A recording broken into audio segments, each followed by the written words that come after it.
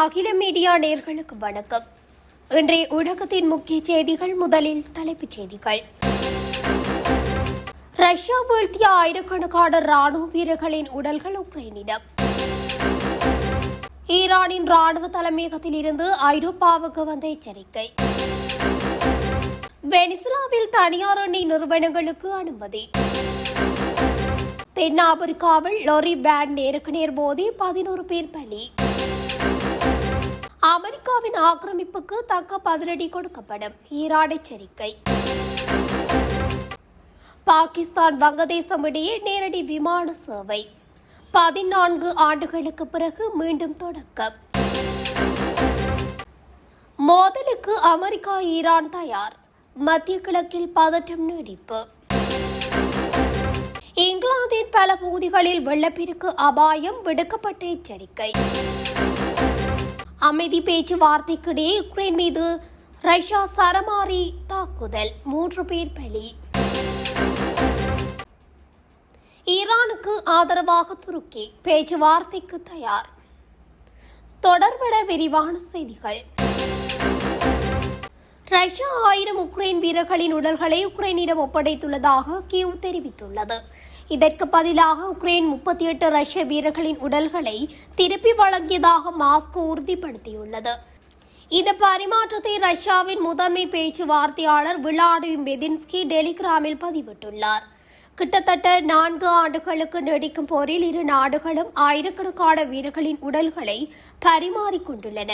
2025 இஸ்தான்புல்லில் நடந்த பேச்சுவார்த்தையில் செய்யப்பட்ட ஒப்பந்தத்தின் அடிப்படையில் இந்த பரிமாற்றம் நடைபெற்றது. அந்த ஒப்பந்தத்தின்படி 12,000 வீரர்களின் உடல்கள் மற்றும் கடுமையாக காயமடைந்த நோயுற்ற 25 வயதுக்கு குறைந்த போர்க்கைதிகளை விடுவிக்க இருதரப்பும் ஒப்புக்கொண்டன. கடந்த ஆண்டு நவம்பரில் நடந்த கடைசி பரிமாற்றத்தில் ரஷ்யா 1000 உடல்களை உக்ரைனுக்கு வழங்கி 30 உடல்களை பெற்றது. இவ்வாறானதொரு பின்னணியில் அமைதி பேச்சுவார்த்தைகள் தொடர்ந்தாலும் இருதரப்பும் ட்ரோன் தாக்குதல்களை தொடர்ந்து நடத்தி வருகின்றன. சமீபத்தில் கார்கிவ் பகுதியில் நடந்த தாக்குதலில் 5 பேர் உயிரிழந்தமை குறிப்பிடத்தக்கது. ஐரோப்பிய ஒன்றியம் ஈரான் இஸ்லாமிய புரட்சிகர காவல்படையை தீவிரவாத அமைப்பாக அறிவித்ததை தொடர்ந்து ஈரான் பாதிப்புகளுடன் கூடிய விளைவுகள் ஏற்படும் என்று எச்சரித்துள்ளது. ஐரோப்பிய வெளியுறவு தலைவர்கள் பிரசல்ஸ் கூட்டத்தில் இந்த முடிவை உறுதிப்படுத்தியுள்ளனர். ஈரான் அரசு தனது மக்களை வன்முறையால் அடக்கியதை தடுக்க நடவடிக்கை எடுப்பதாக கூறி இந்த முடிவை எடுத்துள்ளதாக கூறப்படுகிறது. இவ்வாறானதொரு பின்னணியில் ஈரான் இஸ்லாமிய புரட்சிகர காவல்படையானது அல்-கொய்தா, ஹமாஸ் மற்றும் IS போன்ற அமைப்புகளுடன் ஒரே பட்டியலில் சேர்க்கப்பட்டுள்ளதாக அறிவித்துள்ளது. இந்நிலையில் முடிவை நிறைவேற்றிய ஐரோப்பிய ஒன்றிய அதிகாரிகள் அடக்குமுறையாக செயல்பட்டால் அதே முறையில் எதிர்வினை எதிர்கொள்வீர்கள் என ஈரானை கண்டித்துள்ளனர். இதற்கு ஈரான் தக்க பதிலடி கொடுத்துள்ளது. ஈரான் ராணுவ தலைமையகம் இந்த முடிவை தார்மீகமற்ற, பொறுமற்ற, வெறுப்பானது என்று விமர்சித்துள்ளதுடன் இது அமெரிக்கா இஸ்ரேல் கொள்கைகளுக்கு இணங்கப்பட்ட நடவடிக்கை என்று குற்றம் சாட்டியுள்ளது. மேலும் புரட்சிகர காவல்படையானது IS போன்ற வன்முறை குழுக்களுடன் போராட முக்கிய பங்கு வகித்ததாகவும் இந்த முடிவின் விளைவுகள் நேரடியாக ஐரோப்பிய அரசியல் தலைவர்களுக்கு வரும் என்று ஈரான் கடுமையான எச்சரிக்கைகளை விடுத்துள்ளது.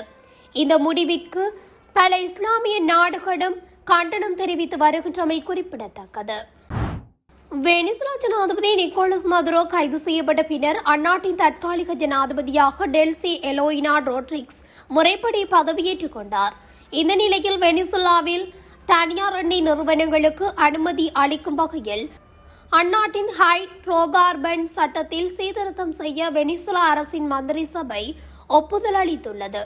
இதன் மூலம் வெளிநாட்டு நிறுவனங்களை வெனிசுலாவின் லாபகரமான எண்ணெய் துறையில் சுதந்திரமாக கால்பதிக்க வழிவகை செய்யப்பட்டுள்ளது. இந்த சட்ட திருத்தத்தில் வெனிசுலாவின் இடைக்கால ஜனாதிபதி டெல்சி எலோயினா ரோட்ரிக்ஸ் கையெழுத்திட்ட பிறகு அந்நாட்டின் எண்ணெய் துறையில் வெளிநாட்டு முதலீடுகள் அதிகரிக்கும் என எதிர்பார்க்கப்படுகின்றது. இதற்கிடையில் வெனிசுலாவின் எண்ணெய் துறை மீதான அமெரிக்க அரசின் வர்த்தக தடைகளை ட்ரம்ப் நீக்கியுள்ளார். இதன் மூலம் அமெரிக்க நிறுவனங்கள் வெனிசுலாவில் செயல்படுவதற்கான கட்டுப்பாடுகள் தளர்த்தப்பட்டுள்ளது குறிப்பிடத்தக்கது. தென்னாப்பிரிக்காவின் டார்பின் மாகாண நெடுஞ்சாலையில் ஒரு மினி வேன் சென்று கொண்டிருந்தது. இதில் பெண்கள், குழந்தைகள் உட்பட சுமார் 30 பேர் பயணித்தனர்.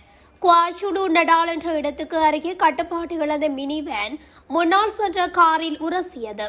தொடர்ந்து நிற்காமல் சென்ற அந்த மினி வேன் எதிரே வந்த லாரி மீது நேருக்கு நேர் மோதியது. இந்த விபத்தில் 11 பேர் சம்பவ இடத்திலே பலியாகினர். இதுகுறித்து போலீசார் நடத்திய விசாரணையில் லாரி ஒரு வழி பாதையில் சென்றதே விபத்துக்கு காரணம் என தெரிய வந்துள்ளது. ஏற்கனவே கடந்த வாரம் தலைநகர் ஜோகன்ஸ்பர்க்கில் நடந்த விபத்தில் 14 மாணவர்கள் பலியாகினர். அடுத்த ஒரே வாரத்தில் தற்போது மீண்டும் கோர விபத்தில் 11 பேர் பலியான சம்பவம் அங்கு பரபரப்பை ஏற்படுத்தியுள்ளது. ஈரானுக்கும் அமெரிக்காவுக்கும் இடையே பதற்றமான சூழல் ஏற்பட்டுள்ளது. ஒப்பந்தத்துக்கு ஒத்துவரவில்லை என்றால் போர் தொடுத்து ஈரானை ஆக்கிரமிப்போம் என அமெரிக்க ஜனாதிபதி டிரம்ப் பகிரங்கமாக மிரட்டியிருந்தார். இதற்கு ஈரான் வெளியுறவு மந்திரி அப்பாஸ் அராக்சி பதிலடி கொடுத்துள்ளார். அவர் கடந்த ஆண்டு 12 நாள் போரில் இருந்து அமெரிக்கா தக்க பாடங்களை கற்றுக்கொண்டது. எங்கள் துணிச்சலான ஆயுதப்படைகள் எங்கள் நிலம், வான் மற்றும் கடல் பரப்பில் எந்த ஒரு ஆக்கிரமிப்புக்கும் உடனடியாகவும் சக்தி வாய்ந்ததாகவும் பதிலளிக்க தயாராக உள்ளன. அணுசக்தி தொழில்நுட்பத்திற்கான ஈரானின் உரிமைகள் பாதுகாக்கப்பட்டால் மட்டுமே அமெரிக்காவுடன் ஒப்பந்த பேச்சுவார்த்தைக்கு உடன்படுவோம் என்றும் தெரிவித்துள்ளார். அமெரிக்க ஜனாதிபதி டொனால்ட் ட்ரம்ப் எங்கள் மீது மிரட்டல் விடுத்துள்ளார். இதற்கு நாங்கள் பதிலடி கொடுப்போம். எந்த ஒரு தாக்குதலுக்கும் பதிலளிக்கும் விதமாக அமெரிக்க தளங்கள் மற்றும் விமானம் தாங்கிய கப்பல்களை உடனடியாக தாக்குவதாக ஈரான் அச்சுறுத்தியுள்ளது. ஈரானின் ராணுவ செய்தி தொடர்பாளர் பிரிகேடியர் ஜெனரல் முகமது அக்ரமினியா அரசு தொலைக்காட்சிக்கு அளித்த பேட்டியில் அமெரிக்க விமானம் தாங்கிய கப்பல்கள் கடுமையான பாதிப்புகளை கொண்டுள்ளன என்றும் வளைகுடா பிராந்தியத்தில் உள்ள ஏராளமான அமெரிக்க ராணுவ சொத்துக்கள் எங்கள் நடுத்தர தூர ஏவுகணைகளின் எல்லைக்குள் உள்ளன என்றும் குறிப்பிட்டுள்ளார். பிராந்தியத்தில் பேரழிவு விளைவுகளை ஏற்படுத்தக்கூடிய ஒரு நெருக்கடியை தவிர்க்க அணுசக்தி பேச்சுவார்த்தைகளுக்கு ஐநா தலைவர் ஆண்டோனியோ குட்ரோஸ் அழைப்பு விடுத்துள்ளமை குறிப்பிடத்தக்கது. இவ்வாறு ஈரான் அமெரிக்க ராணுவ தளங்கள், விமானங்கள் சுக்குநூறாகும் என்று தெரிவித்துள்ளமை மேலும் பதற்றத்தை ஏற்படுத்தியுள்ளது. வங்கதேசம், பாகிஸ்தான் இடையே கடந்த 14 ஆண்டுகளாக நிறுத்தி வைக்கப்பட்டிருந்த நேரடி விமான போக்குவரத்து மீண்டும் தொடங்கப்பட்டுள்ளது. விமான் பங்களாதேஷ் ஏர்லைன்ஸ் நிறுவனத்தின் விமானம் நேற்று 150 பயணிகளுடன் டாக்காவிலிருந்து பாகிஸ்தானின் ஹராச்சி நகருக்கு புறப்பட்டு சென்றது. 2012ஆம் ஆண்டுக்கு பிறகு இரு நாடுகளுக்கிடையே நடைபெறும் முதல் வழக்கமான நேரடி விமான சேவை இதுவாகும். இதுவரை வங்கதேச மக்கள் பாகிஸ்தானுக்கு செல்ல துபாய் அல்லது தோஹா வழியாக செல்ல வேண்டிய நிலை இருந்தது. ஆனால் இனி வாரத்திற்கு 2 முறை நேரடி விமானங்கள் இயக்கப்படவுள்ளன. 2024இல் வங்கதேசத்தில் ஷேக் ஹசீனா அரசு வீழ்ந்த பிறகு இடைக்கால தலைவராக முகமது யூனுஸ் பதவியேற்றார். அவரது தலைமையின் கீழ் அந்நாடு பாகிஸ்தானுடன் தனது உறவை மேம்படுத்தி வருகிறது. அதே சமயம் இந்தியாவுடனான உறவில் விரிசல் அதிகரித்து வருகிறது. ஏற்கனவே 2024 நவம்பரில் ஹராச்சில் இருந்து வங்கதேசத்தின் சிட்டஹாங் துறைமுகத்திற்கு சரக்கு கப்பல் போக்குவரத்து தொடங்கப்பட்ட நிலையில் தற்போது விமான சேவையும் தொடங்கப்பட்டுள்ளது. ஈரான் அரசில் உச்ச தலைவர் அயதுல்லா அலி கமேனிக்கு எதிராக போராட்டங்கள் நடந்து வருகிறது. போராட்டக்காரர்கள் மீது துப்பாக்கிச் சூடு நடத்தினால் ராணுவ நடவடிக்கை மேற்கொள்ளப்படும் என்று ஈரான் அரசை அமெரிக்க அதிபர் எச்சரித்திருந்தார். மேலும் ஈரானை நோக்கி அமெரிக்காவின் மிகப்பெரிய கடற்படை செல்வதாகவும் அறிவித்திருந்தார். இதற்கிடையே ட்ரம்ப் அணு ஆயுதங்கள் இல்லாத ஒப்பந்தம் தொடர்பாக ஈரான் பேச்சுவார்த்தைக்கு முன்வர வேண்டும் என்றும் தெரிவித்திருந்தார். ஈரானின் அணுசக்தி திட்டம் குறித்த ஒப்பந்தத்தை பேச்சுவார்த்தை மூலம் எட்டுவதற்கு காலம் கடந்து கொண்டிருக்கிறது. இல்லையென்றால் முன்பை விட ஈரான் மீது மிகப்பெரிய தாக்குதல் நடத்தப்படும் என்று தெரிவித்திருந்தார். இதற்கு ஈரான் பதிலடி கொடுத்திருந்தது. வெளியுறவு மந்திரி அப்பாஸ் அராக்சி தெரிவிக்கையில், எங்கள் துணிச்சலான ஆயுதப்படைகள் எங்களது நிலம், வான் மற்றும் கடலுக்கு எதிரான எந்தவொரு ஆக்கிரமிப்புக்கும் உடனடியாகவும் சக்தி வாய்ந்ததாகவும் பதிலடி கொடுக்க தயாராக உள்ளன.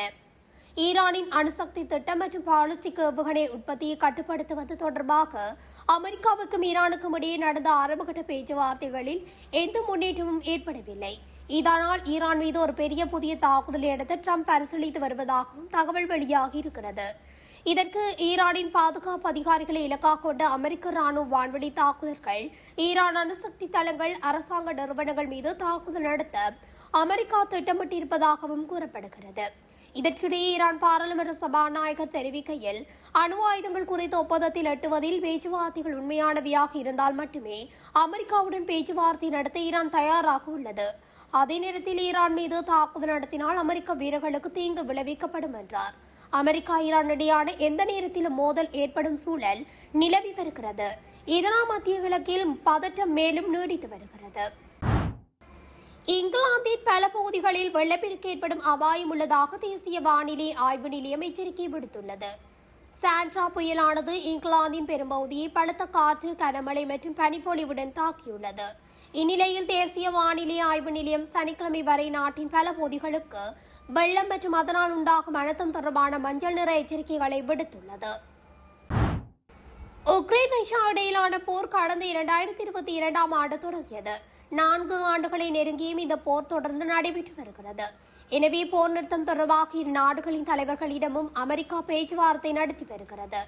இந்த சூழலில் உக்ரைன் மீது ரஷ்யா தொடர்ந்து தாக்குதல் நடத்தி வருகிறது. அதன்படி தெற்கு சபோரிஷியா பிராந்தியத்தை குறிவைத்து ரஷ்யா சரமாரி ட்ரோன் தாக்குதல், ஏவுகணை தாக்குதல் நடத்தியுள்ளது.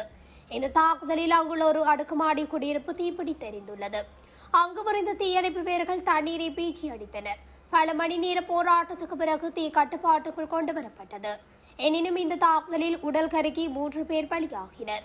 அமைதி பேச்சுவார்த்தைக்கு இடையே நடைபெறும் இந்த தாக்குதல் பெரும் பின்னடைவை ஏற்படுத்தியுள்ளது. ஈரானின் வெளியுறவு அமைச்சர் அப்பாஸ் அராக்சி ஒருநாள் பயணமாக இன்று காலை துருக்கி நகரமான இஸ்தான்புல்லுக்கு வந்தடைந்ததாக ஈரானின் மெஹர் செய்தி நிறுவனம் தெரிவித்துள்ளது. துருக்கிய வெளியுறவு அமைச்சகத்தின் பிராந்திய இயக்குநர் ஜெனரல் உட்பட துருக்கிய அதிகாரிகளால் அராக்சி அதிகாரப்பூர்வமாக வரவேற்கப்பட்டதாக மெஹர் செய்தி தெரிவித்துள்ளார். இந்த விஜயத்தின் போது அராக்சி தனது துருக்கிய பிரதிநிதியுடன் இருதரப்பு உறவுகள் மற்றும் பிராந்திய மற்றும் சர்வதேச முன்னேற்றங்கள் குறித்து பேச்சுவார்த்தை நடத்துவார் என்று எதிர்பார்க்கப்படுகிறது. ஈரானிய வெளியுறவு அமைச்சர் துருக்கிய ஜனாதிபதி ரெசப் தைப் எர்டோகனையும் சந்திக்க உள்ளார் என்றும் தெரிவிக்கப்படுகிறது. அத்துடன் ஈரானின் தாக்குதல் நடத்தினால் தாங்கள் துணையாக இருப்போம் என்றும் துருக்கி ஆதரவு தெரிவித்து வருகின்றமை குறிப்பிடத்தக்கது. இத்துடன் அகில மீடியாவின் இன்றைய உலகத்தின் முக்கிய செய்திகள் நிறைவடைகின்றன. தொடர்ச்சியாக செய்திகளை அறிந்து கொள்ள அகில மீடியா ஊடகத்துடன் இணைந்திருங்கள். நன்றி, வணக்கம்.